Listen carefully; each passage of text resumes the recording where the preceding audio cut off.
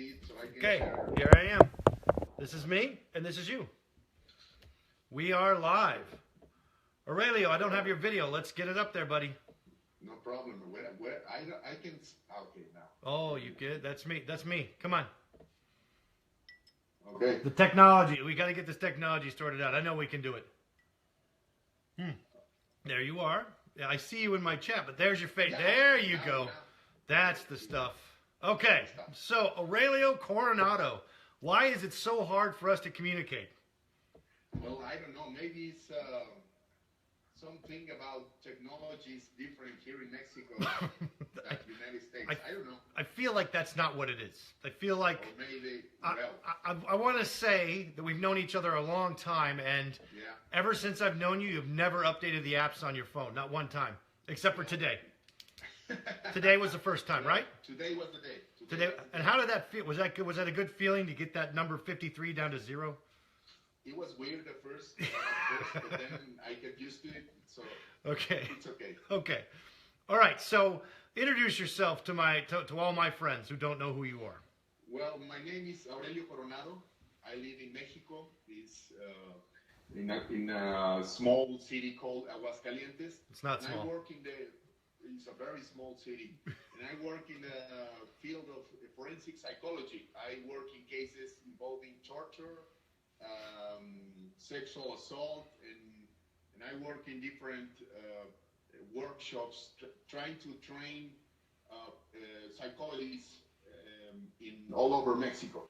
Right. And today you're taking time out of your busy schedule. I know your brother's about to get married, so thanks for joining us. Today my brother gets married. Mario is going to get married today. Now is it because he's the better looking one, or why is that?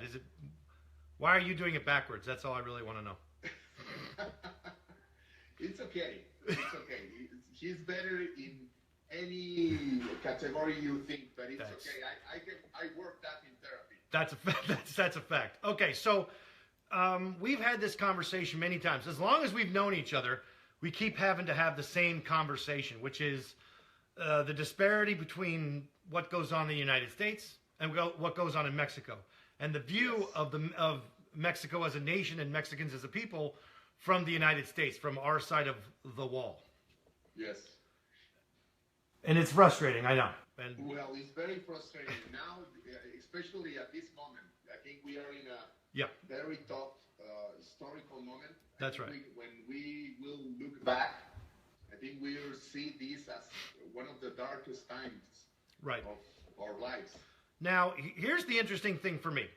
I published the first edition of my textbook, Criminal Profiling, in 1999. And ever since then, I've updated it many times. And each time I've been asked to include a chapter on racial profiling. And I've said no. Of course not. And you know why I don't include it. Why? Can you tell the people, why do you think I don't include it? Well, I will tell you what I think. And then you will tell me what's the real reason. Okay. First of all, because race is not a really interesting subject or real subject about profiling. No. That's right. Profiling. They're using the word profiling, but it's not the same word you use to describe the actual scientific world work. I mean that you do. It's different when they say profiling and when you say profiling. Can you explain that? I can, because when I do criminal profiling, I'm interested in an investigative aspect. I'm interested in trying to find something that's useful based on a crime that's already happened to help narrow down the suspect pool or help develop motive. When they talk about profiling, they're trying to use someone's race or their color of their skin or their religion or something like that to predict whether or not they're going to commit crime. And that is, first of all, there's no such thing as predicting crime like that. That's not how it works. The second problem is, if I was going to do a chapter on racial profiling, I would talk about, you and I have been asked by the Innocence Project in California to write a chapter on racial profiling. And the issue that we're going to cover is, if you're talking about race, first of all, that's a tool that's only abused. It's only a tool for allowing people to create a sense of realism or a sense of how do I put this? You're trying to legitimize bias, trying to legitimize prejudice, trying to legitimize everything that you shouldn't be doing, everything that you shouldn't be doing at all with respect to race and religion. That's not how it gets used, or not how it should get used. Those are the only reasons to do that. So therefore, the only reason to do racial profiling is to abuse it, because you're going to put it into the hands of people along the border who are essentially undereducated or uneducated, people who don't have the ability to, who are just using that as the tool, and they don't understand the mechanisms by which the abuse that they're causing is happening. They don't grasp the larger issues. They're just said, okay, look for people that have this color skin, or look for people that have this religion. The bigger problem is that if you're creating a situation where you're screening people from coming in to the United States, it begs the question of who are the real U.S. citizens, and as those of us who know, who travel and leave their communities and go out to the world, what we realize is the world, the United States, is not made up of white people. It's not made up of white people at all. It's made up of many different races, many different colors of skin, and many different accents and many different religions. So using that as a tool is all you're gonna do is collect people who are innocent. You're gonna collect a lot of innocent people, and you're gonna make them very angry, and you're gonna incur a lot of lawsuits. You're not gonna prevent real crime, because the focus right now tends to be on extreme radical Muslims. That's interesting, but those aren't the people inside the United States who are causing the problem. The people who are causing problems inside the United States are extreme right-wing white people who are radicalized against what they perceive to be the Muslim community, and they improperly see that as somehow being the enemy, and it's not. And that's where we go. So respond to that, if you will, just a little bit. Well, I will take. I'm totally agree with you, but I will take the point just a little bit far. Tell me. And when they are detaining people in the airports, when they are detaining people at the border or whatever, that's just for show. Right. That's exactly right. There's a lot of studies who said, like, there's no actual report that one time they stopped a real terrorist in their airport using the security measures they have right now. It's just, they call it theatrical security. Right. It's just that you and me, when we go to the airport and see that they are searching people and they have this technology, it's just for you and me and everyone else feel safe. Right. But it's not actually effective to stop anything. Right. Now, when it comes to actually catching people who are committing crimes, catching people with drugs or contraband, it's usually because of their dogs, or because of their other techniques, other things that they see, other behaviors that they see that are outside of religion or race or anything like that. Somebody's wearing clothing that looks wrong. They're acting in a way that looks strange and seems suspicious, or they see what's going on, they try to leave. It's not their race, not their religion, and not their color of their skin that gives them away. And no, because they're preventing to people in the future committing crimes. Right. And there's no way to see in the face of someone and tell that. That's exactly right. So the real problem with what? And this is important. Yes. And not be racist. That's the problem. That is the problem. So you give somebody a tool for profiling at a border crossing, and they're going to apply it based on their available heuristic, their understanding of crime, and that's going to come from movies and television. It's not going to come from a real place, because you're not putting people who are educated at the border. You're putting people at the border who have a high school diploma, maybe. And maybe what's the requirement for TSA? It's high school diploma, and it's they can pass a background check, and they got a driver's license. For border security, it's one more thing, and that is they got to speak Spanish. Those things do not equal somebody who is an expert in identifying criminals based on sight. In fact, there is no such thing. In fact, those people will be more likely to believe that they are doing good when they're actually not. And just a good point just came in from Dr. Angela Torres. She points out that this is essentially racism dressed up to look like risk assessment. Thanks, Angela, for that comment. That's absolutely correct. Exactly. And we appreciate that feedback. The reality is you can't use race in that fashion. And what it really shows is we want to.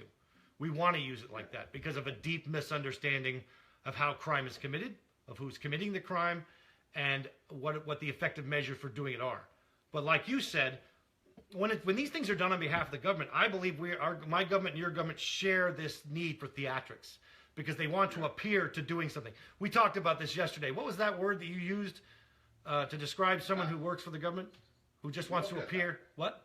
A burócrata. What's a bureaucrat? What's that? This is a guy who works a technocrata. We use that word in Spanish. Yeah. A technocrata is one people who works in government and really knows how to work in government.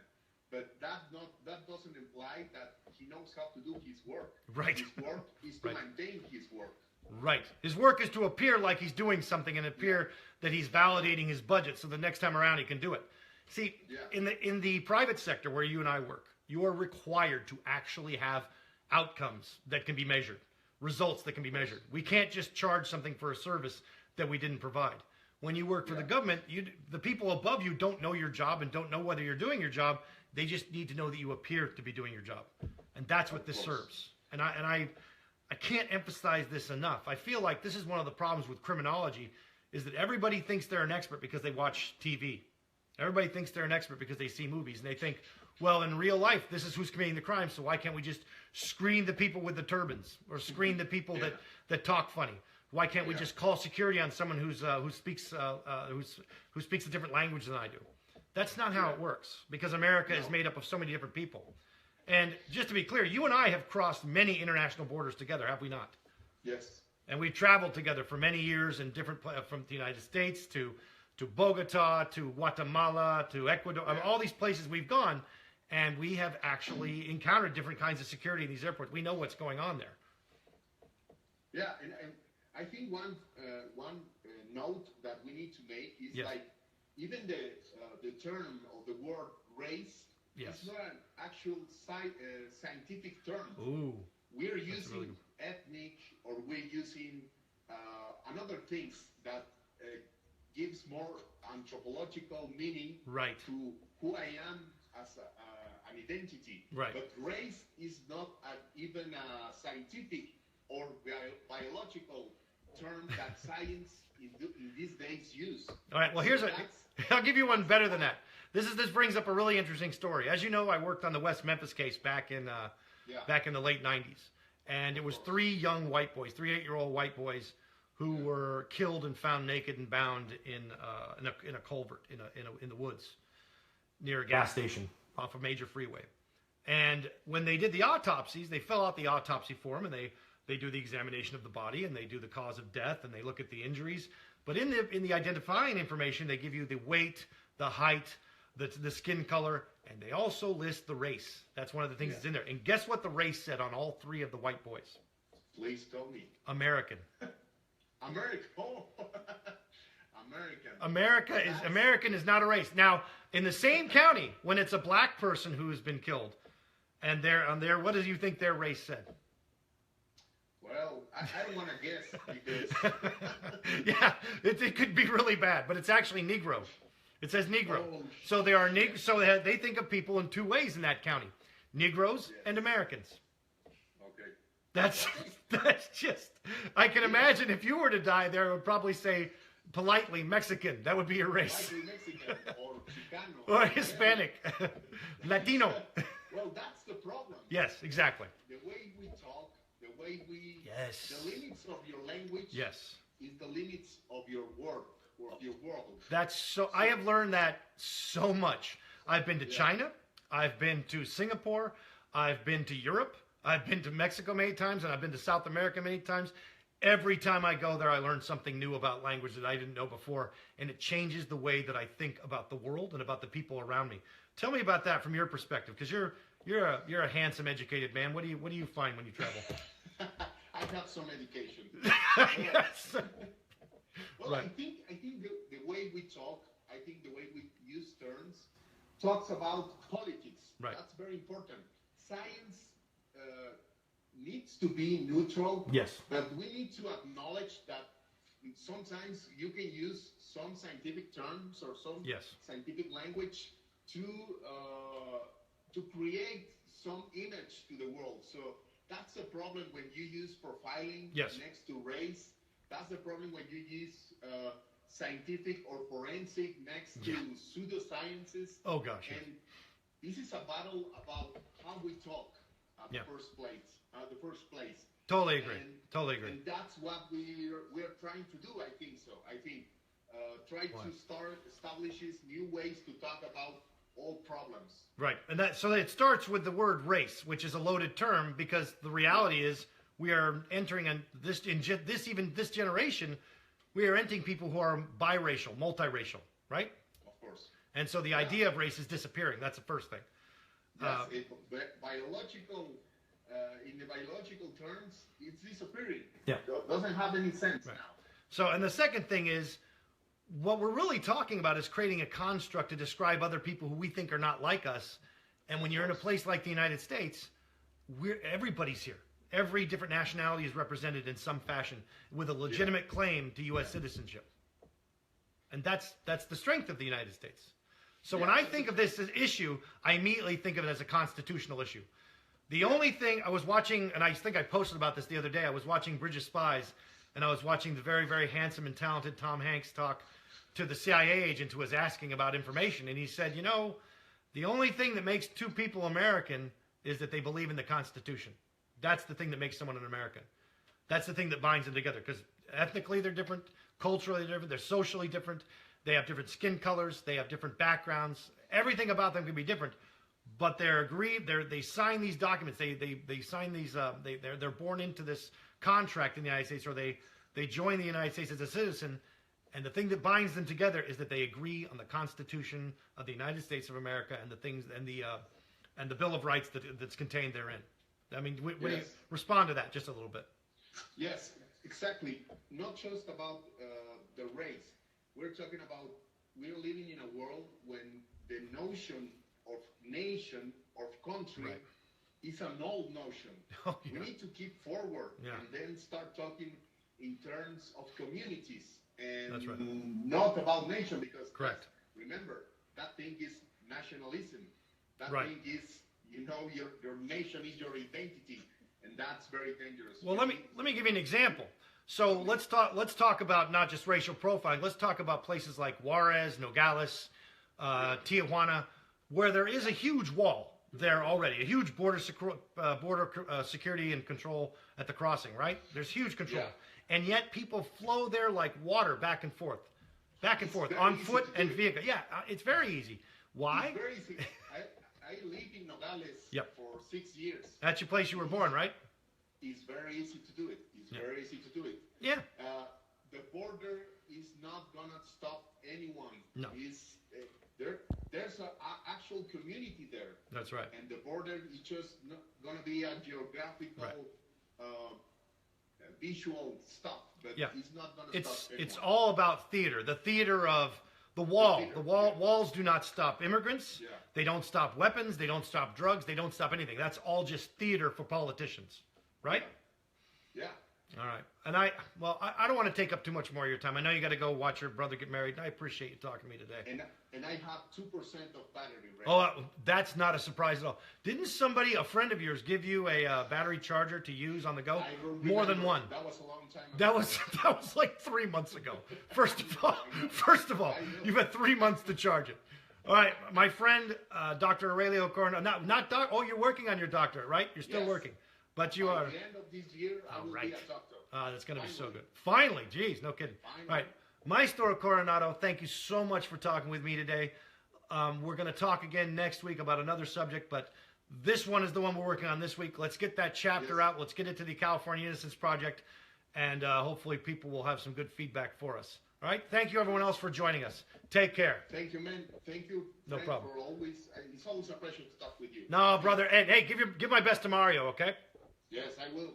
Take care.